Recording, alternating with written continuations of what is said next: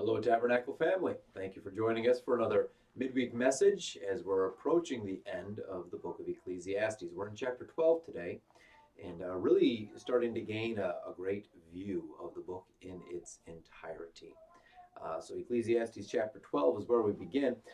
Verse 1, this is a poem that has a lot of challenging pictures in it. We'll try to make sense of those as we go through, and then having gone through and sort of turned over all the puzzle pieces, we'll try to give it a little sense in its broader context. I want you to take this, though, this description of the aging process of life in chapter 12, and remember that we took the first half of it last week. So at the end of chapter 11, you have these calls to rejoice, O young man, in your youth, let your heart guide you, all these kinds of ideas. And so this youth and age are heads and tails of the same coin, right? We're going through life. And there are things in life which are a little bit smoky. And so he concludes, all is vanity. More on that in a moment. Vanity is not meaningless. So keep that in perspective. And then we're also going to cycle all the way back to the beginning of the book for a moment and just remember how he's drawing all these pictures together. It's beautiful artistry. But that being said, as we go through this particular portion of it, that's chapter 12, verses 1 through 8, I want you to have your ears primed for this word before. It's going to happen 3 times, and that's kind of the backbone that helps us understand how this all proceeds. So here comes the commandment. Remember also your Creator in the days of your youth. He's going to go on beyond that. So verse 1 and then verse 2 and then again in verse 6, before. But you've got a very clear command right here. Remember also your Creator. When you hear this remember, it calls back much of what's in the law, lest you forget. Remember, you raise up your Ebenezer. Why? Lest you forget. You cross the Jordan and you put this pile of stones, lest you forget, so that generations to come will see this stone and they'll ask mom and dad, why are these stones here? And it'll be your chance to recall the crossing of the Jordan. All these ideas, here we're called back again. Remember your Creator. Jacques Ellul is a beautiful writer. He writes in France shortly after World War II. He says this: all sins have at their root our desire to be the Creator rather than to submit to the Creator. And he says those words advisedly. He's a wise writer. I think we should take that to heart in those times where we feel most distressed, most anxious, most entitled, or therefore all the things that come from not getting what we feel is our entitlement in life. When those things happen, think at root. Are you seeking to act as though you were the Creator rather than remembering your Creator? Now, as we go through this passage, it's so poignant.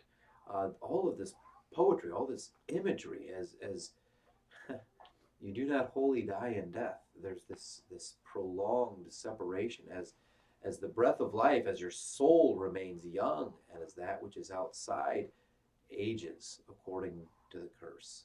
And there's almost a disassociation that begins to happen until finally, in some ways, we are all uncreated as we pass into the next season. Remember your Creator in the days of your youth, written particularly to the young, but surely all of us, whether in the middle of our age or in the last days of our age, would benefit from this before the evil days, these calamitous days, come, and the years draw near of which you will say, I have no pleasure in them. Not to say that those who are in their final days have no access to joy. That is patently untrue. That's a lie of the devil. All of us in all of our days will have a choice whether or not we choose joy, whether or not we dwell in joy. The joy of the Lord is our strength, not the joy of our bones and joints and marrow is our strength. That's not it. If your joy rests in your beauty, you'll die 1,000 deaths before you die. And that is not our source, but God is. Nonetheless, he's talking about in the old age, this years come in which you say, I have no pleasure in them. The things that maybe you once found pleasurable, you don't do anymore. The hands which once, wielded the plain or the rasp, or now they hurt to do those things. The feet which once ran fleet upon the hills now don't anymore. The years come near in which you say, I have no pleasure in them. He describes this in verse 2, the second category now. Before the sun and the light and the moon and the stars are darkened. He's using the language of creation right here. And he's drawing on this cosmic imagery. He's just said, remember your creator. And he takes us right back there to Genesis chapter 1. And God said, let there be. And now you have light. And then he goes on and he creates the sun to rule the day and the moon and the stars by night and all of this light. And then he says, are darkened. And you remember the deep metaphorical significance of these terms. Light is associated with life. Even in John 1, we read that. And his life was the light of men. We have these things. Light is holiness and vibrance and vitality. We even say it, someone's face lights up. Not as though there's sun, but radiance. We use these words. We understand this metaphor. And darkness has to do with the death, that decline. And he says, look, all that God has created is under the curse. And you catch a moment in the flower of youth when things are functioning according to their created order, at least mostly so. Hence that admonition in chapter 11, rejoice in all the good things of earth. There will come a day when that creation is undone and the light is darkened. He adds this now to the metaphor. And the clouds return after the rain.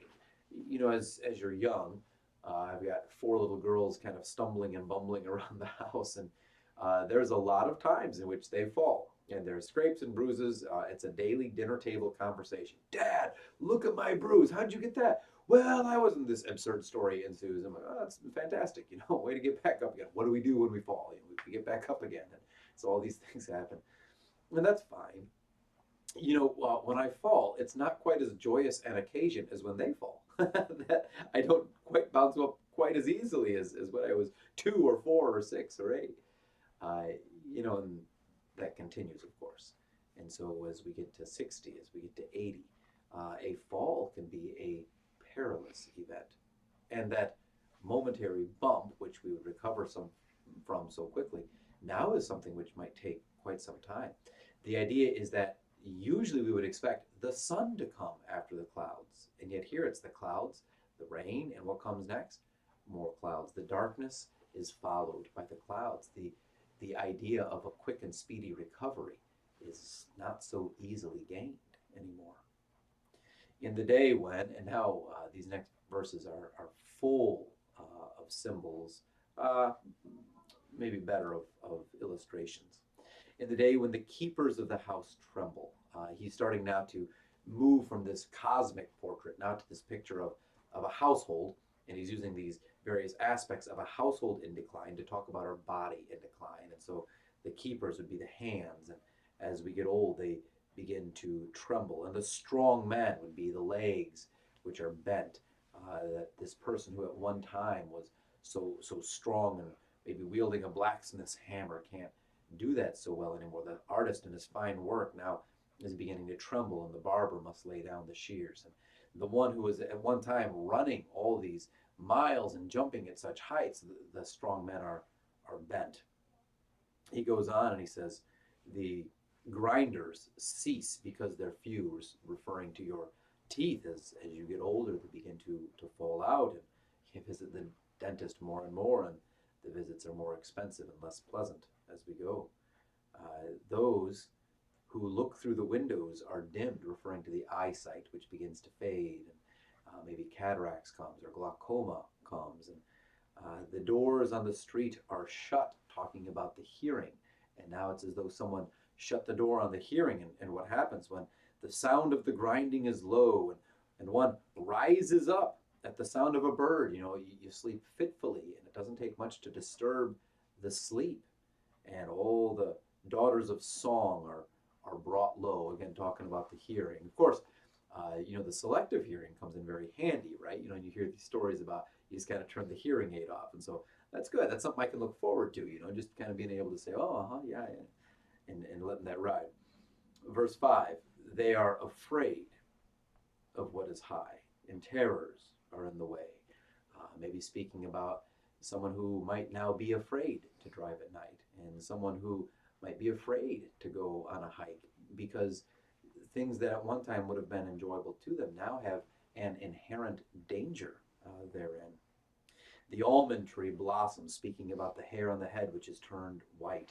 And the grasshopper drags itself along. Think of yourself as a spry young man jumping to the moon and back again, right? Just like a grasshopper, all this energy.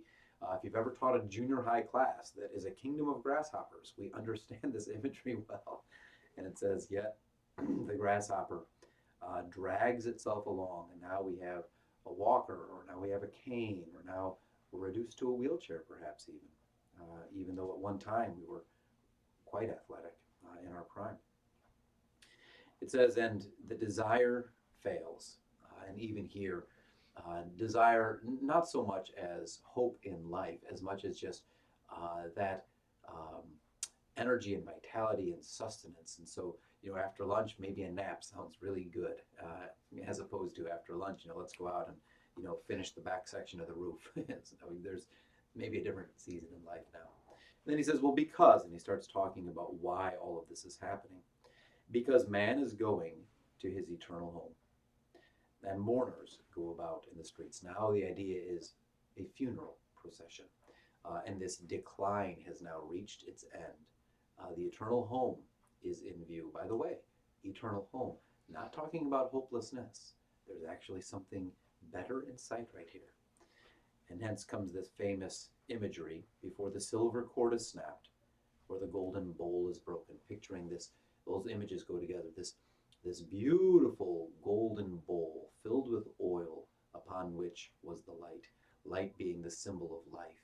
And at some point, this slender silver strand which supports it snaps, and the bowl crashes to the ground and is broken.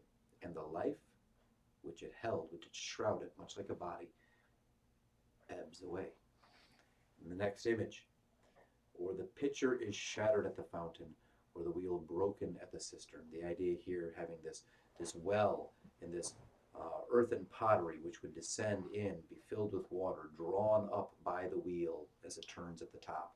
And at one point, the wheel stops. At some point, the vessel, as fine as it may be, will shatter. And water, again, a symbol for life.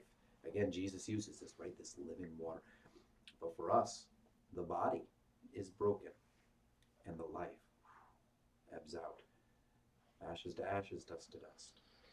From dust we were made, and to dust we will return. And so he concludes here, the dust returns to the earth as it was, and the spirit returns to God who gave it.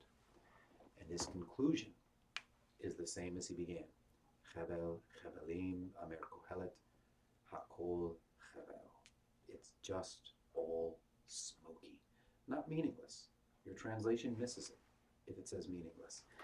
You could conceivably translate that meaningless if you talk about life lived without God. At that point, that's an entirely appropriate translation.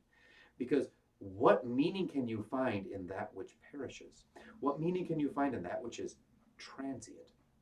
You put all your effort in Western civilization into this cult of the youth. It's persisted ever since we looked for the fountain of youth, right? Or these lands of immortality, and yet it's not tenable. It's all smoky. And so rather than pouring all our strength into this hope of youth, pretending as though we'll never die, why not live life backwards? Why not this? Knowing that you will die, how then should you live? Instead of having this life shrouded in death, why not have a life shaped by death? Explain what I mean briefly.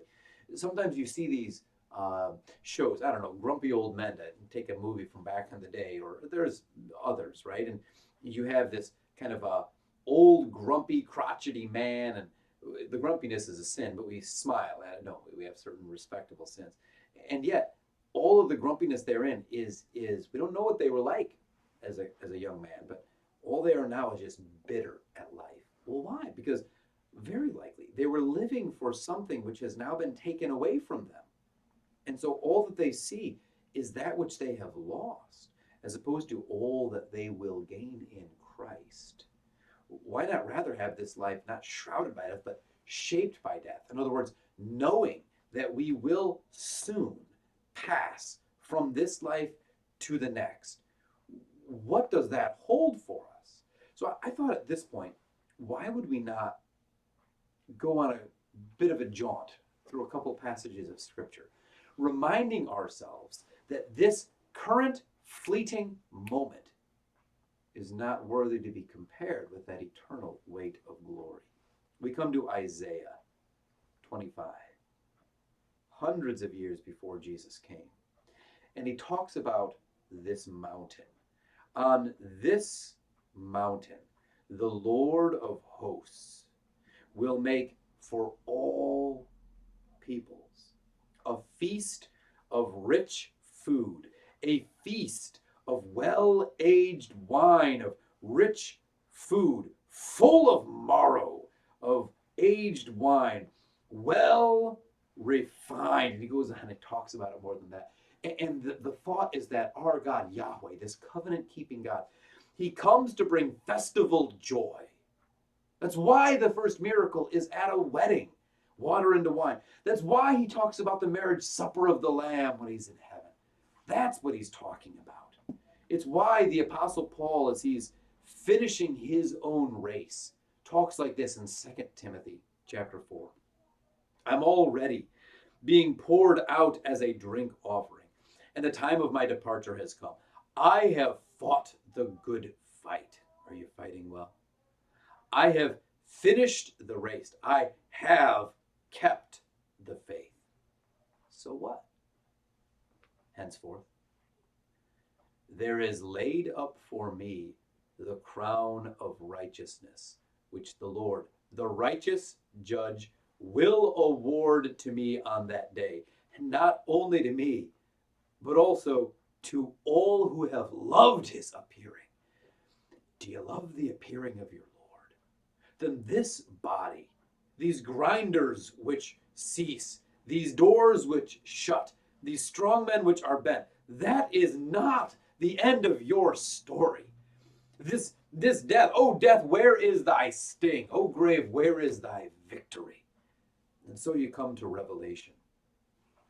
Then the angel showed me the river of the water of life. One day, our pitcher will shatter, right? We talk about this in 2 Corinthians chapter 4. We have this treasure in earthen vessels so that the glory, the surpassing glory, might be to him and not to us. But what of this water of life? Jesus talks about it. And now, here we are face to face. The angel showed me the river of the water of life, bright as crystal, flowing from the throne of God and of the Lamb through the middle of the street of the city. Also on either side of the river, the tree of life, with its 12 kinds of fruit, yielding its fruit each month. The leaves of the tree were for the healing of the nations. And no longer will there be anything accursed, but the throne of God and of the Lamb will be in it, and his servants will worship him. They will see his face, and his name will be on their foreheads. Night will be no more. They will need no light of lamp or sun, for the Lord God will be their light,